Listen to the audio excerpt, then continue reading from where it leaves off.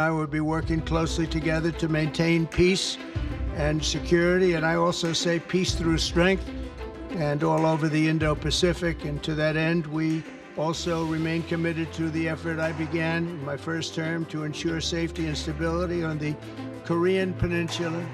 Regarding North Korea, we affirmed the need to address its nuclear and missile program, which poses a serious threat to Japan, the U.S., and beyond, and that Japan and the U.S. will work together toward the complete denuclearization of North Korea. We will have relations with North Korea and with Kim Jong-un. I got along with him very well, as you know. I think I stopped the war. I think if I wouldn't have won that particular election, you would have ended up in a very bad situation. But I did, and we had a good relationship, and I think it's a very big asset for everybody that I do get along with him. 네, 지금부터는 허주연 변호사와도 함께하겠습니다. 한국 시간으로 오늘 새벽 미국 백악관에서 미일 정상회담이 진행됐습니다. 트럼프 대통령 앞서 들으신 것처럼 이 한반도의 안전 보장을 위해서 노력하겠다고 밝혔는데요. 일본의 이시바 시게루 총리도 북한의 비핵화에 위해서 협력하겠다 이렇게 밝혔습니다. 이종근 평론가님, 네네. 트럼프 행정부 집권 2기 한반도 정책의 윤곽이 네네. 좀 어느 정도 드러난 것 같기도 합니다. 네, 그렇습니다. 이제 두 가지를 우리가 봐야 되는데 하나가 안보고 하나가 경제입니다. 이제 경제 부분 다시 말씀을 하시겠지만 안보 부분에서 이 비핵화 부분을 미일 두 수장이 어떻게 합의하느냐 굉장히 중요한 문제였거든요. 왜냐하면 예. 바이든 대통령이 한미일 협력을 그 이전에 어떤 대통령들도 못한 수준으로 올려놨습니다. 그게 이제 안보 문제에 있어 굉장히 중요한 어떤 협력 체계인데 이시바 총리 같은 경우는 굉장히 외교적으로 얘기했어요. 뭐 비핵화 얘기까지 했습니다. 그런데 트럼프 대통령의 표현은 비핵화란 표현이 나오지 않았어요. 예. 그리고 정확하게 뭐냐면 아니 내가 북한과 계속 좋은 관계를 유지하는 것이 가장 이 한반도 안정을 위해서 좋은 어떤 그 수단이다. 이런 어떤 표현을 했거든요. 즉 어떤 의미에서는 한반도에 핵이 있던 없던 간에 이를테면 미국 우선주의, 미국에 직접적으로 북한이 쏠 미사일과 핵이 없다면 지금의 현재 상황에서 완전히 뭐랄까 좋은 어떤 관계를 유지하기만 하면 된다. 이렇게 이렇게 받아들일 수 있는 대목이거든요. 그러니까 양쪽의 어떤 비핵화 표현의 어떤 불일치부터 느껴지면서 지금 일단은 그러니까 일본과 한국의 자체 핵 무장과 관련된 부분들이 서서히 앞으로 나올 가능성이 저는 있다고 봅니다. 왜냐하면 트럼프 대통령이 계속 김정은과의 관계만 계속 강조하면서 이 상황을 계속 유지하려고 한다면 예. 또 방위비 분담 말씀하시겠지만 2배 이상 뭐 올린다고 하는데 우리는 벌써 9배 이상 늘리겠다라고 이미 공약을 계속 해놓은 상태이기 때문에 이 현재의 미일 지금 이 양쪽에서 지금 발표한 내용만으로는 우리가 우려했던 내용을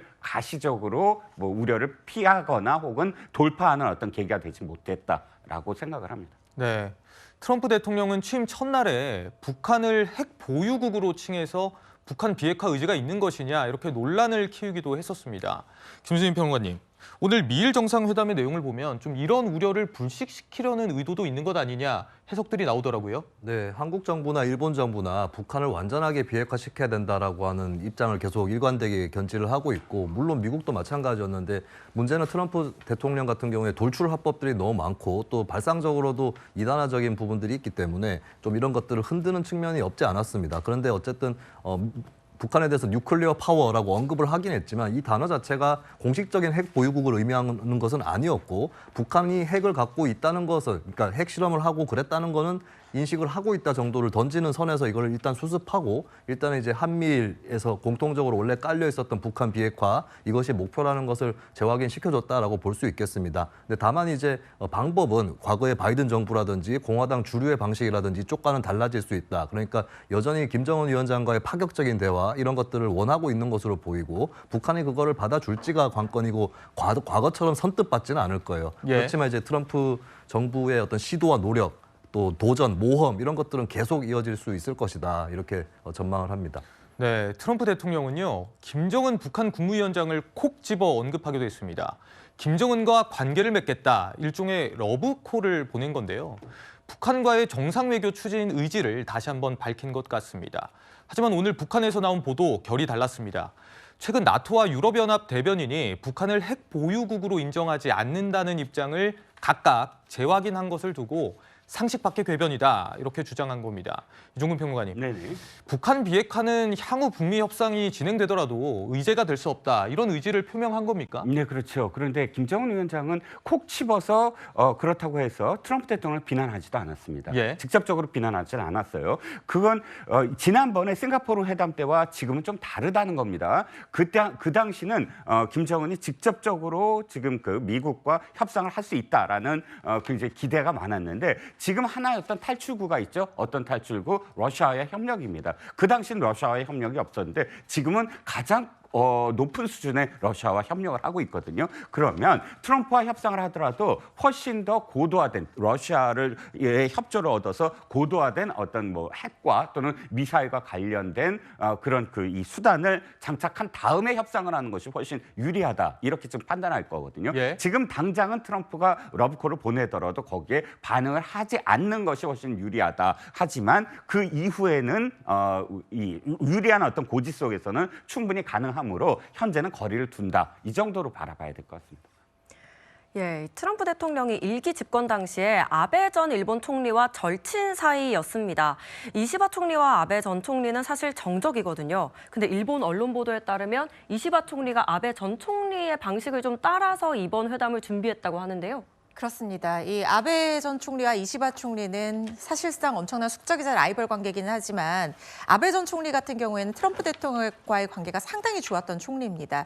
밀월 관계라고 불릴 정도로 두 사람이 단순한 어떤 외교적인 관계를 넘어서 개인적인 친밀 관계를 깊이 쌓았다라는 평가가 국제적으로 나올 만큼 굉장히 친분이 깊은 사이였는데 네. 이 아베 총리가 굉장히 준비를 많이 했었어요. 그때 당시 당선인 시절에 바로 뭐 골프채 들고 가서 만나서 처음으로 안면을 트고 친분을 쌓았던 것도 유명하지만 만나서 정상회담을 하기 전에는 트럼프 대통령의 성격이라든가 행동 패턴이라든가 이런 것들을 다 일일이 분석을 해서 뭐 간결하게 말을 한다라든가 아니면 갑작스럽게 준비한 어떤 실무진들이 준비한 내용 말고 갑작스러운 얘기가 나왔을 때 부정적인 발언을 하지 않고 트럼프 대통령의 어떤 구미에 맞는 얘기를 하면서도 강한 요구를 하지 못하게 만드는 그런 방법이라든가 특히 도표나 수치 같은 것들을 제시하면서 일본이 미국에 얼마나 기여하고 있는지에 대해서 설명을 해서 트럼프가 과도한 요구를 하는 것을 또 사전에 차단한다든가 이런 방법을 많이 썼었거든요. 네. 지금 이시바 총리도 이런 부분에 대해서 굉장히 많이 연구하고 일주일 내내 그야말로 열공했다고 합니다. 비슷한 방법을 써서 도표도 준비하고 수치도 준비를 했다라고 하고요. 특히 이시바 전 총리의 약점으로 평가받는 부분이 굉장히 장황하게 설명을 하는 그런 화법인데 네네. 트럼프와 대화를 할 때는 결론부터 간결하게 말하라는 조언을 많이 듣고 사전 훈련을 했다고 하고 돌발적인 어떤 주제에 대비하기 위해서 미리 예상 질문을 뽑아서 문답하고 외우고 이런 식으로 굉장히 준비를 많이 했다고 합니다. 이렇게 준비를 많이 했는데 트럼프 대통령이 아베 전 총리의 이름을 더 많이 언급했다면서요? 그렇습니다. 지금 이 일본이 선물 보따리를 가져갔잖아요. 네. 2027년까지 국방비 방위비 분담 2배로 늘리기로 했다라는 얘기를 트럼프가 하면서 이게 아베와 내가 함께 계속해서 노력해온 것이다 이렇게 얘기를 했고요. 그리고 이시바 총리에 대한 첫인상이 어떠냐는 질문에 대해서도 아베 총리의 이름을 언급을 했습니다. 예. 트럼프 대통령이 굉장히 즉흥적인 성격으로 보이지만 저는 사실 굉장히 노련한 사업가라고 생각하거든요. 이렇게 자꾸만 아베의 얘기를 언급하는 데는 저는 여러 가지 노림수가 있는 그런 발언이라는 생각이 듭니다. 우선 첫 번째로는 뭐 트럼프 대통령의 어떤 개인적인 관계를 아베 총리와 긴밀하게 맺어왔고 아키에 여사도 이 당선인 시절에 마라라고 저택에 초대를 해서 이 아베 전 총리의 미망인이죠. 예. 식사를 할 정도로 개인적인 친분이 있기 때문에 아베 전 총리의 시각을 통해서 일본을 보는 그런 부분도 있겠지만 솔직히 보다 더 큰 이유는 이시바 총리가 아베 총리와 어떤 라이벌 관계였잖아요. 네. 지금 일본 내에서 이시바 전 총리가 첫 집권 초기인데 그렇게 지지율이 아주 높은 상황도 아니고 여소야대 상황이고 통상정책 전문가도 좀 부족하다는 평가를 받고 있습니다. 이런 상황에서 만약에 관세 폭탄이 부과가 된다라고 하면 이시바 전 총리 정치적으로 일본 내에서 상당히 어려운 상황에 직면하게 될 가능성이 높은 상황이거든요.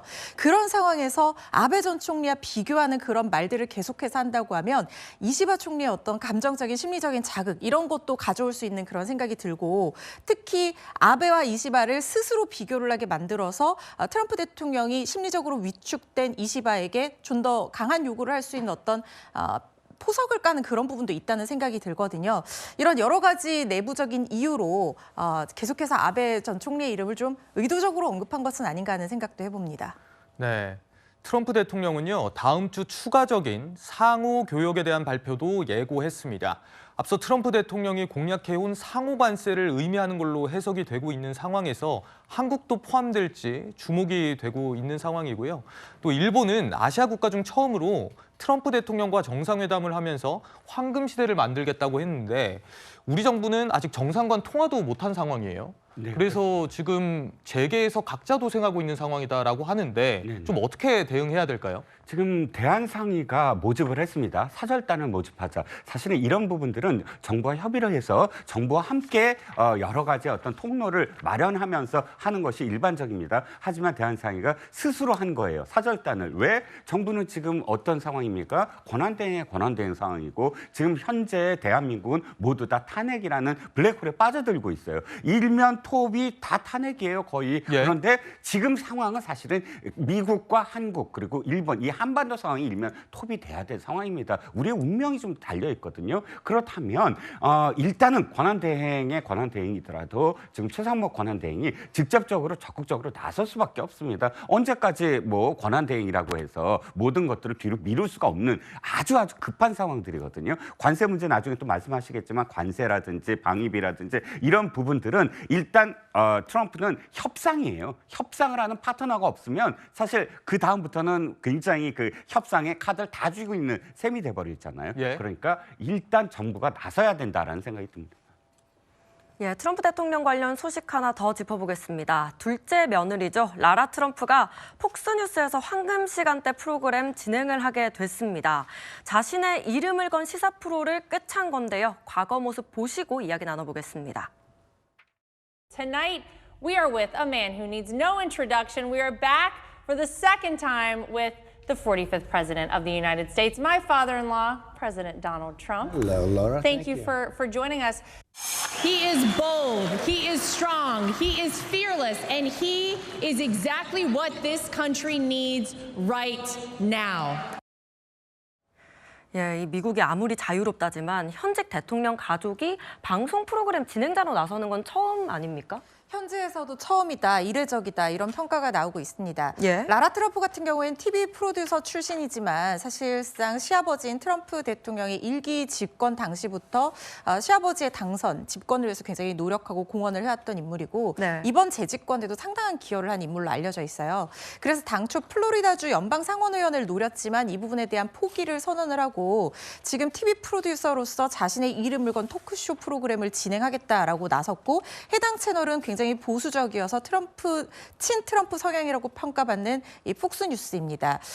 물론 미국이 우리나라보다는 훨씬 더 대통령 가족의 어떤 백악관에서의 활동이라든가 여러 가지 이런 부분에 대해서 사실상 패밀리 비즈니스라는 얘기가 나올 정도로 상당히 관대한 국가이기는 하지만 지금 이 프로그램이 내걸고 있는 기치가 새로운 미국의 상식을 돌려놓겠다라는 얘기를 하고 있거든요. 상식은 트럼프 행정부에서 굉장히 강조하는 용어인데 이것이 지금은 집권 초기이고 지지율이 뭐 어느 정도로 높은 그런 상황이기 때문에 이 TV 프로그램에서 트럼프 대통령을 옹호하는 듯한 어떤 얘기를 한다는 것이 지지를 받을 수는 있을 수 있겠으나 너무나 나팔수의 역할을 한다면 이게 시간이 지나면 오히려 반발심을 불러올 가능성도 저는 배제할 수 없다는 생각을 하고 있거든요. 공정한 프로그램 진행을 기대하기는 다소간 어려워 보이는 상황이지만 예. 미국인들이 이 부분을 어떻게 받아들일지 앞으로 이 프로그램에서 어떤 얘기가 나올지도 좀 주목된다고 해야 될 것 같습니다. 네, 다음 주 트럼프 행보도 촉각을 곤두세워야 하는 상황인데요. 우리 정부도 공백 없이 대응하길 바라겠습니다.